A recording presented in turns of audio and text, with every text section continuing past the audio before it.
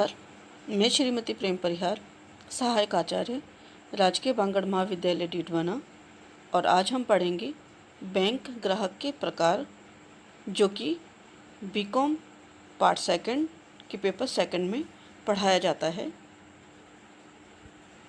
किया अगला है हमारा प्रन्यासी खाता। भारतीय प्रन्यास अधिनियम 1882 की धारा 3 के अनुसार प्रन्यास का अभिप्राय किसी संपत्ति के स्वामित्व के संबंध में किसी ऐसे दायित्व से है जो किसी अन्य व्यक्ति में विश्वास से उत्पन्न होता है और जिसे स्वामी किसी व्यक्ति के अन्य व्यक्ति के हितार्थ अथवा अपने और किसी अन्य व्यक्ति के हितार्थ घोषित एवं स्वीकार कर लेता है। यानी कि जब कोई व्यक्ति अपनी संपत्ति के एक भाग को किसी अन्य व्यक्ति या संस्था के हितार्थ पृथक कर उसके प्रबंध का अधिकार किसी अन्य विश्वस्त व्यक्ति अथवा व्यक्ति के समूह को हस्तांतरित कर देता है, तो ऐसा व्यक्ति प्रन्यासी तथा ऐसा व्यक्ति समूह प्रन्यासी मंडल कहलाया जाता है। इसके खाते खोलने के संबंध में अनेक प्रकार की सावधानियां रखनी चाहिए।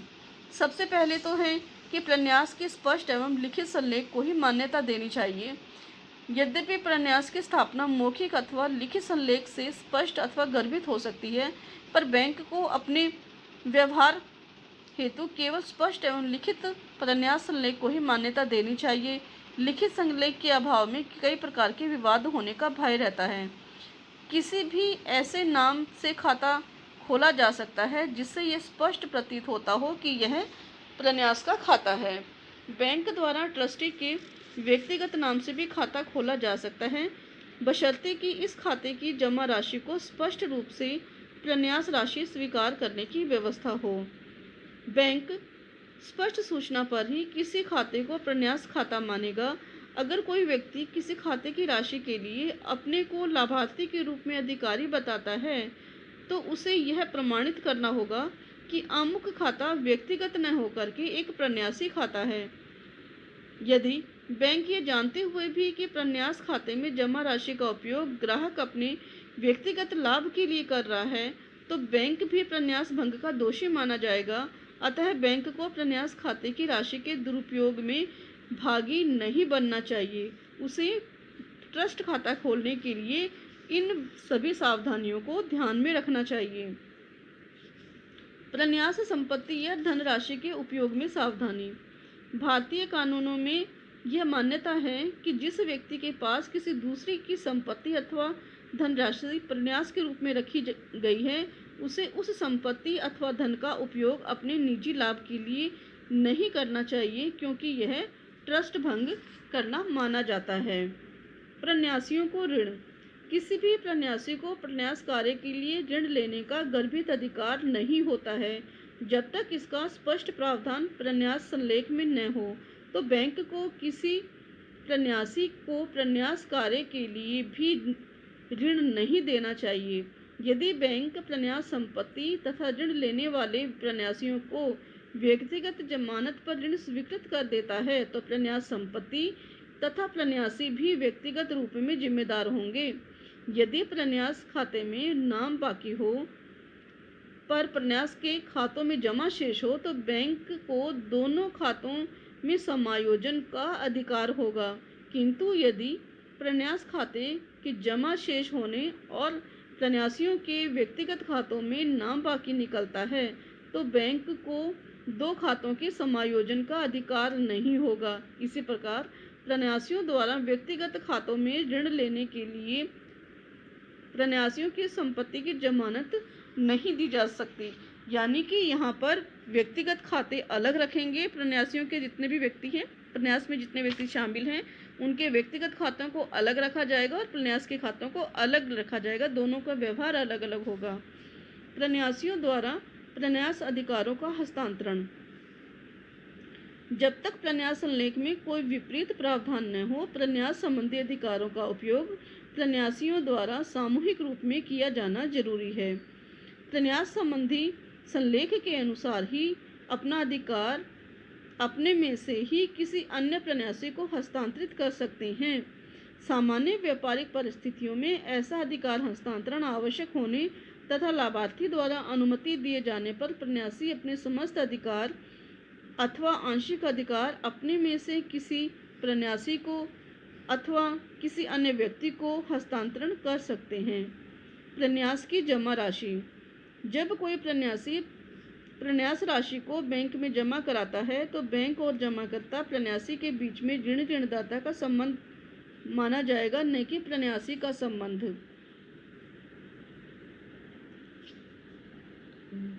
बैंकों में ऋण ऋणदाता का संबंध होने से बैंक को अन्य लेनदारों की भांति आनुपातिक हिस्सा प्राप्त करने का अधिकार है।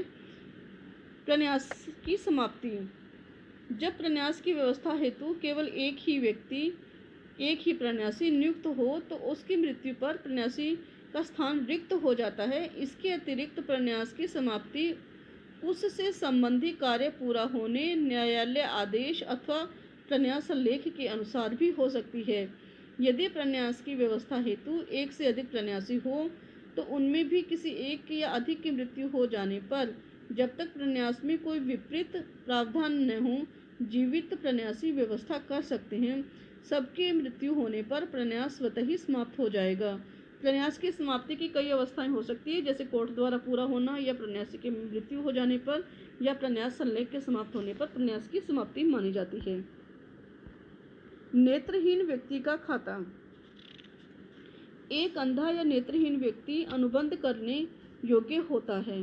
भारतीय अनुबंध अधिनियम 1872 में ऐसे व्यक्ति को अनुबंध के अयोग्य नहीं माना गया है, अतः उसे बैंक में अपना खाता खोलने तथा उसे संचालन करने के पूरे अधिकार हैं। परंतु इस हेतु उस बैंक को कई प्रकार की सावधानियों को बरतना चाहिए, जैसे कि नेत्रहीन व्यक्ति का खाता खोलने के लिए स्वयं उपस्थित होना चाहिए और उसका केवल बचत खाता अथवा सावधि खाता ही खोला जा सकता है। चालू खाता खोलना जोखिमपूर्ण होता है, अतः उसे बैंक को चालू खाता नहीं खोलना चाहिए। उसका किसी विश्वसनीय व्यक्ति के साथ संयुक्त खाता भी खोला जा सकता है। अंधे व्यक्ति को 3 फोटो खाता खोलते समय ले लेनी चाहिए, जो क्रमशः आवेदन पत्र, नमूने के हस्ताक्षर वाले कार्ड पर चिपकाने चाहिए ताकि उसकी आसानी से पहचान हो सके। नमूने के हस्ताक्षर के रूप में बाएं हाथ के अंगूठे के 3 निशान अथवा शिक्षित होने पर 3 हस्ताक्षर लेने चाहिए। अगर उसके परिचितों में 2 व्यक्तियों द्वारा गवाही हो तो और भी उत्तम होता है। नेत्रहीन व्यक्ति अपना खाता परिचालन का अधिकार किसी अन्य व्यक्ति को दे सकता है। शिक्षित नेत्रहीन व्यक्ति को चेकबुक की सुविधा दी जा सकती है, पर यथासंभव तीसरे पक्ष के हित में चेक रेखांकित किया जाए तो ही ज़्यादा अच्छा है। बैंक से चेक अथवा आहरण प्रार्थी के भुगतान लेने के लिए खुद उपस्थित होना चाहिए। भुगतान देते समय किसी अन्य जानकार खातेदार की गवाही लेनी चाहिए। यानी नेत्रहीन व्यक्ति का अगर खाता खोला जाता है तो बैंक को विशेष सावधानियां बरतनी आवश्यक होती हैं। अगला है निस्तारक खातेदार। भारतीय बैंकिंग कंपनी अधिनियम 1956 के अंतर्गत बनाई गई कंपनी के समापन पर उसकी संपत्ति एवं लेनदारियों को निपटाने हेतु न्यायालय अथवा कंपनी के अंशधारियों अथवा लेनदारों द्वारा अधिनियम से निस्तारक लिक्विडेटर, जिसे हम कहते हैं, की नियुक्ति कर सकता है। न्यायालय द्वारा निस्तारक नियुक्त होने पर उसको किसी अनुसूचित बैंक में खाता खोलना आवश्यक है, जबकि अन्य द्वारा नियुक्त निस्तारक को किसी भी बैंक में खाता खोलना पड़ता है। इसके लिए निस्तारक को न्यायालय द्वारा नियुक्ति आदेश की प्रमाणित प्रतिलिपि अथवा अंशधारियों या लेनदारों द्वारा नियुक्ति संबंधी प्रस्ताव की प्रतिलिपि बैंक को देनी पड़ती है। यह निस्तारक के व्यक्तिगत नाम से न होकर उस कंपनी के पद से संबंधित खाता होता है, जैसे निस्तारक AB and company limited.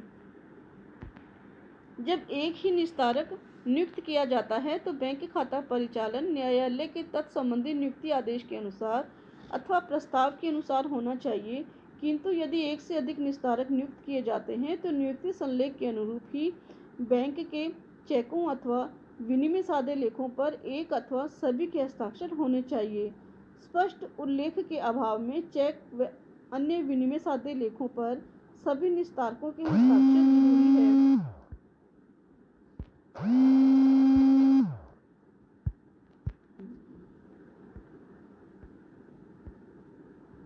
Banking company अधिनियम 1956 के अंतर्गत बनाई गई कंपनी के समापन पर उसकी संपत्ति एवं लेनदारियों का निपटारा करने हेतु न्यायालय अथवा कंपनी के अंशधारियों अथवा लेनदारों द्वारा अधिनियम से निस्तारक नियुक्त किया जाता है। निस्तारक को हम लिक्विडेटर भी कहते हैं। न्यायालय द्वारा निस्तारक नियुक्त होने पर उसको किसी अनुसूचित बैंक में खाता खोलना आवश्यक है, जबकि अन्य द्वारा नियुक्त निस्तारक को किसी भी बैंक में खाता खोलना पड़ता है। इसके लिए निस्तारक को न्यायालय द्वारा नियुक्ति के आदेश प्रमाणित प्रतिलिपि लगानी पड़ती है अथवा अंशधारियों और लेनदारों द्वारा नियुक्ति के संदर्भ में संबंधित प्रस्ताव की प्रतिलिपि बैंक को देनी होती है।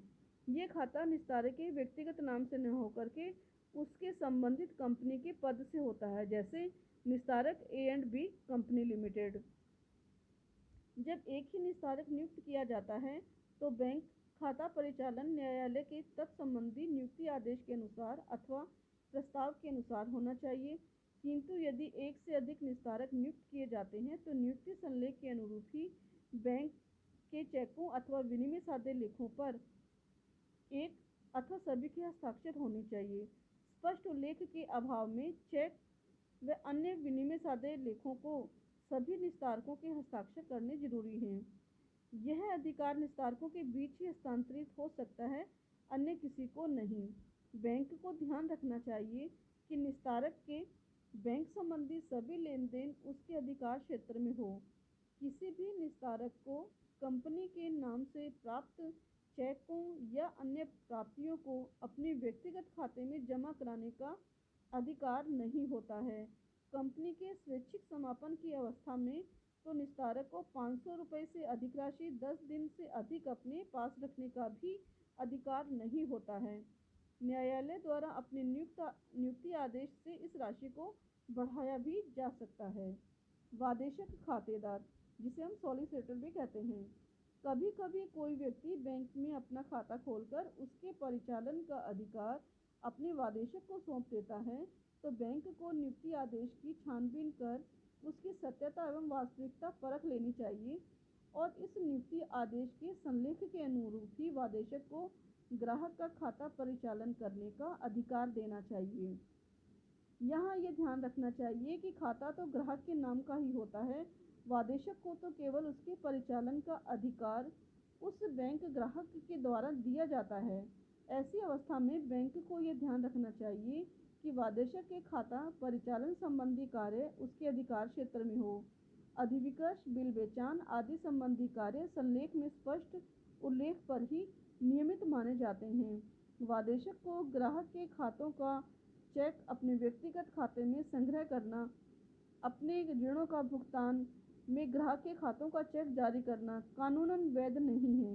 यदि बैंक जानबूझकर वादेशक को ग्राहक के खातों की संपत्ति के दुरुपयोग या त्रुटि की अनदेखी करता है तो बैंक भी ग्राहक को होने वाली क्षति में भागीदार एवं दोषी माना जाएगा।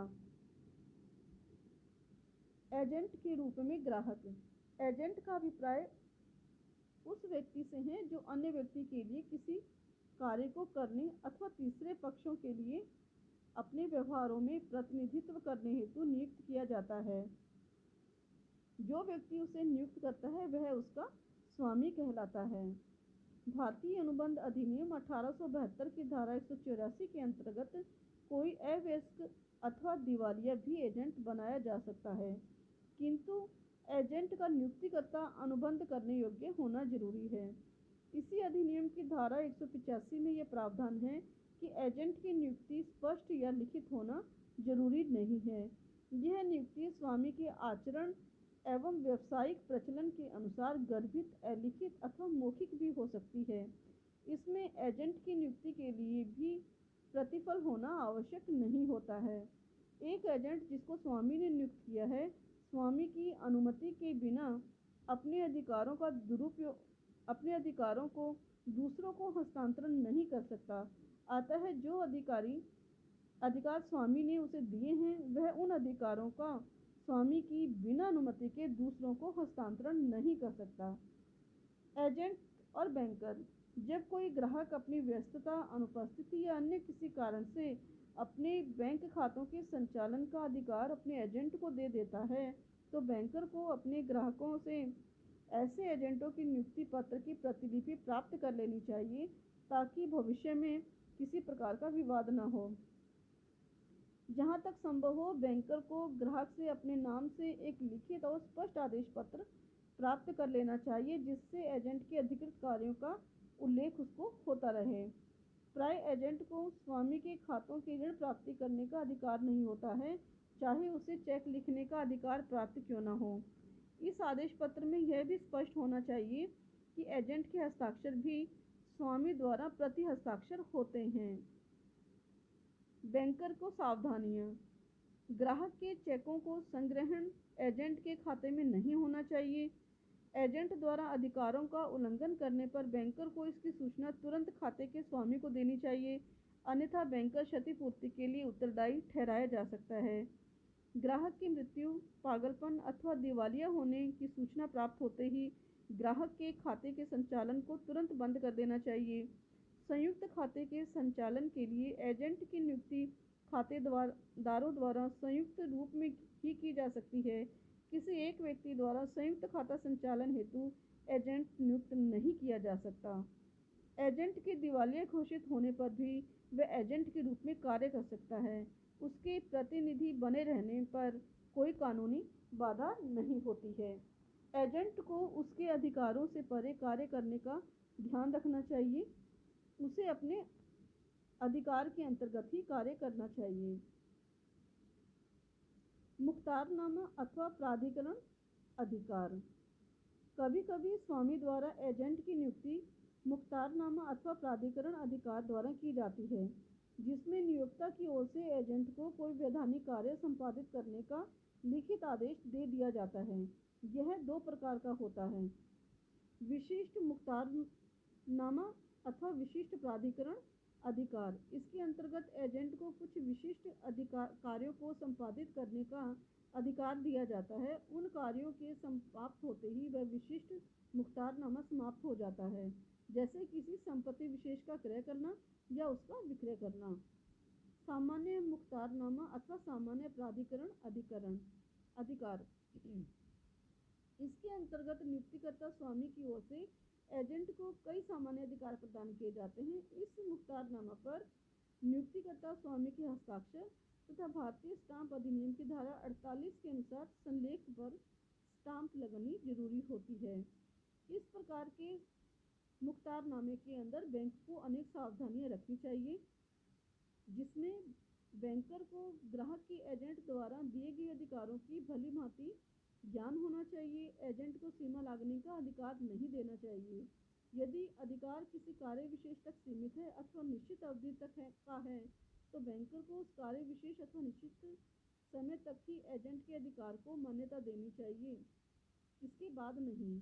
मुख्तारनामा लेखक की मृत्यु, पागलपन, दिवालियापन, एजेंट द्वारा मनाही, एजेंसी काल की समाप्ति, एजेंट की मृत्यु, पागलपन अथवा मालिक द्वारा अधिकारों की समाप्ति पर मुख्तारनामा अथवा सामान्य प्राधिकरण अधिकार समाप्त माना जाएगा।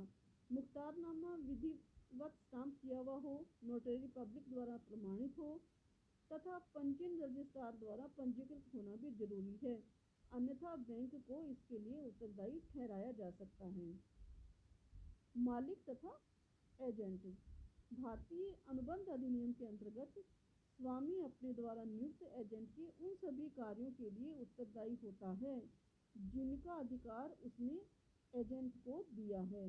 यदि कोई बैंक अपने ग्राहक के बिलों और चेकों को संग्रहण करने हेतु किसी अन्य बैंक को एजेंट नियुक्त करे, तो ग्राहक का बैंक ग्राहक को होने वाली क्षति के लिए उत्तरदायी ठहरा सकता है, चाहे गलती संग्रहकर्ता बैंक की लापरवाही से क्यों न हुई हो। यदि उप एजेंट की नियुक्ति ग्राहक के आदेश से हुई हो, तो प्रमुख एजेंट का कोई दायित्व नहीं होगा, बल्कि उप एजेंट का दायित्व होगा। इस प्रकार आज हमने व्यक्तिगत ग्राहक के प्रकार पढ़े हैं